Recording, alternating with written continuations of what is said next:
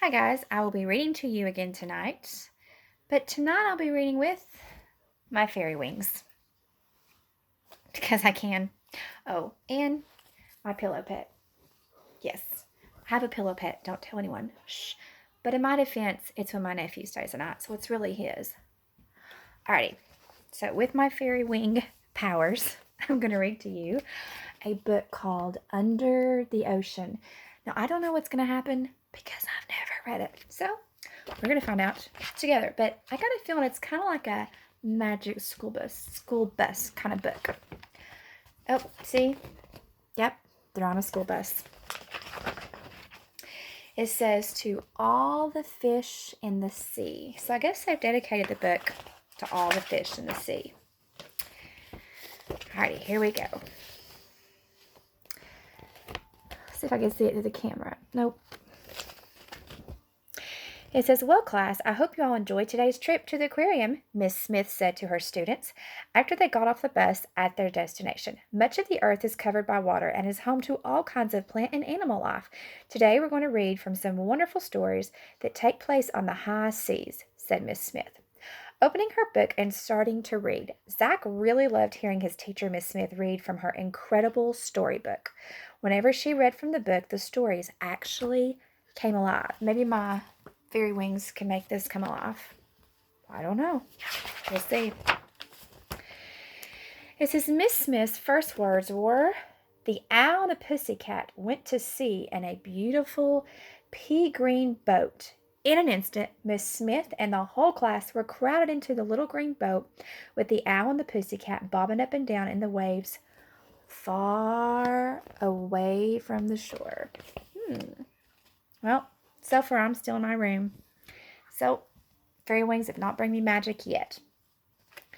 But we shall see. There's the green boat, there's the pussycat, and there's the owl.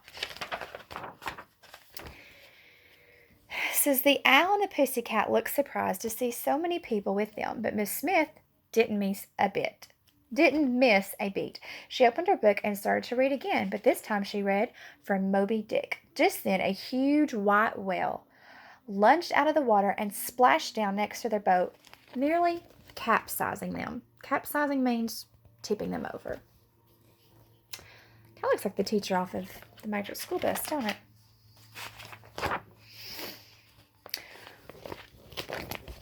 Says when the boat finally finished rocking, Sue Ann asked Miss Smith if she would read her favorite story, The Little Mermaid. No sooner than she started to read than Zach spotted a fishtail flopping in the water. The class could see that it was the little mermaid herself, but she was tangled in a fishing net. "We have to save her. We have to save her," shouted Zach. Uh-oh, there she is. And there's the net. You think they'll save her? I think so too. Here's the pictures. Says the pussycat quickly steered the pea green boat to one side of the twisted net. Then some of the class reached over and grabbed it so the little mermaid could get free. So here's the students out of the boat, and they're helping the little mermaid. See, her tail's all caught up in the net. Poor little mermaid. That's why we don't litter in the water. The ocean too. All right. It says, "Oh, thank you," said the mermaid after she was pulled into the boat. "You are just in time for a story," Miss Smith said to the little mermaid. "Oh, goody, I love pirate tales," answered the mermaid. Miss Smith started to read Treasure Island, and sure enough, a short distance away, everyone saw a pirate ship. It was stranded high and dry on a big rock that stuck out of the water. There's the pirate ship. It's kind of creepy.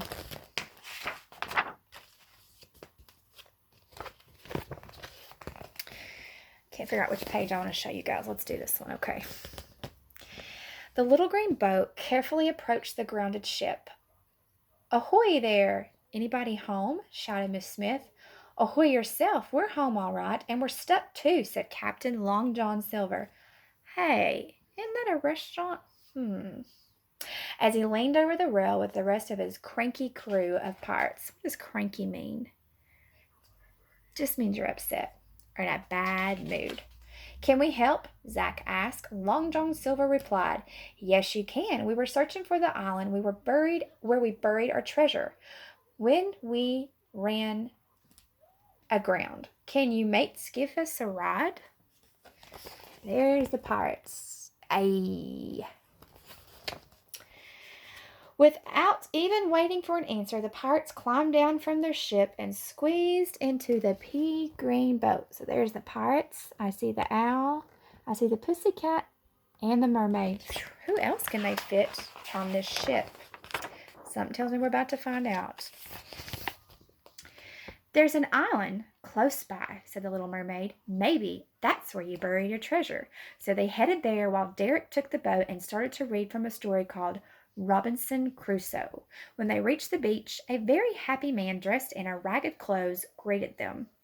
Am I glad to see you, said Robinson Crusoe. I've been shipwrecked here so long, it's very lonely.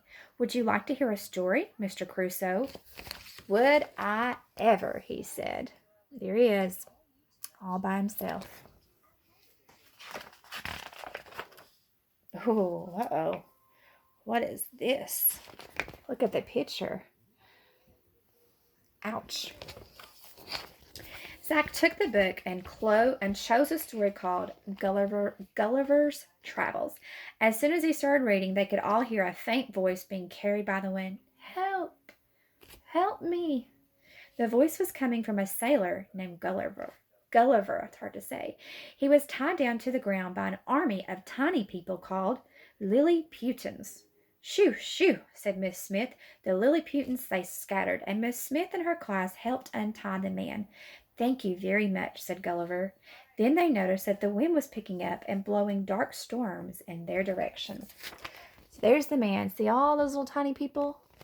And then here, they set him free. I bet he was happy to see them. I wouldn't like to be tied up either. What to do now? Miss Smith thought. I know. She picked up her incredible storybook and started reading a story called 20,000 Leagues Under the Sea. The next moment, the Nautilus submarine appeared by the shore. The hatch opened and Captain Nemo popped out. Can I be of assistance? He asked. His voice could barely be heard above the roaring wind. Yes, a short trip in your submarine would be wonderful right now, Miss Smith shouted back. By all means, welcome aboard, said Captain Nemo, with a wave of his cap. There they are. There's the big submarine. And they're all getting in. Good time, because it looks like that's a big lightning bolt. I'd rather get inside, too.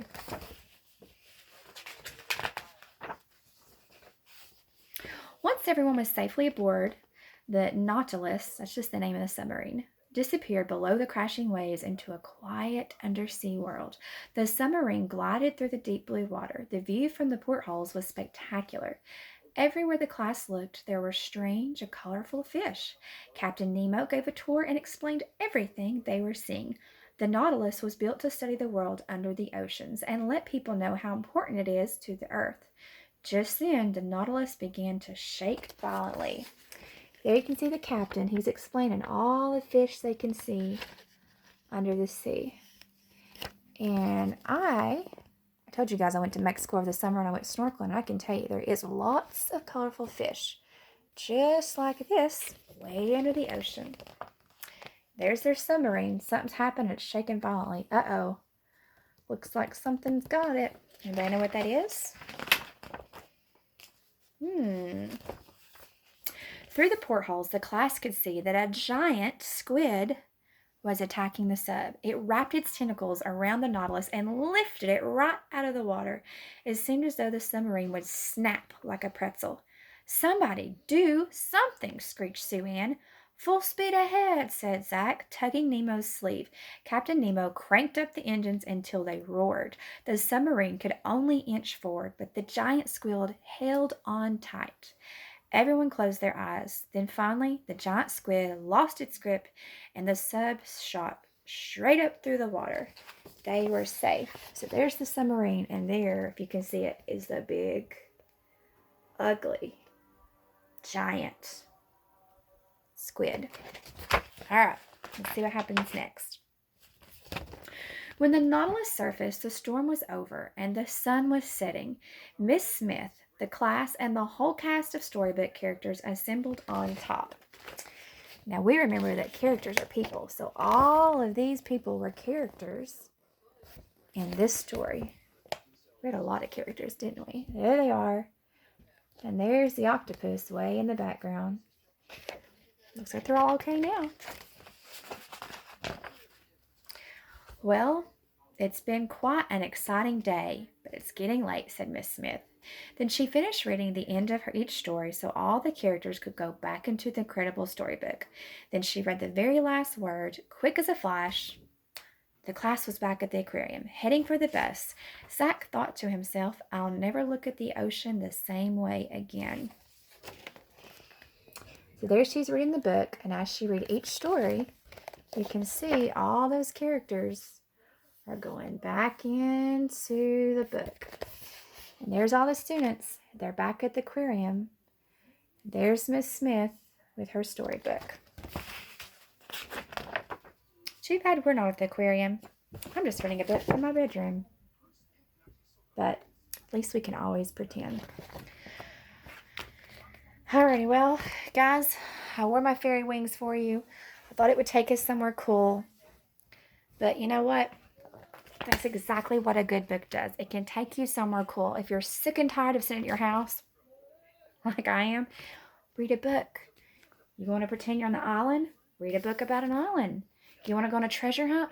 Read a book about a treasure hunt. You can go anywhere you want in your mind if you just open up and read a good book, which is a really good thing to do when you're stuck inside your house and you get bored, like me. All right, guys, I hope you enjoyed this. I'm going to try to have a guest read tomorrow, so I hope you guys all stay tuned in. And it's a secret. He's in middle school. All right, see you guys later. Good night.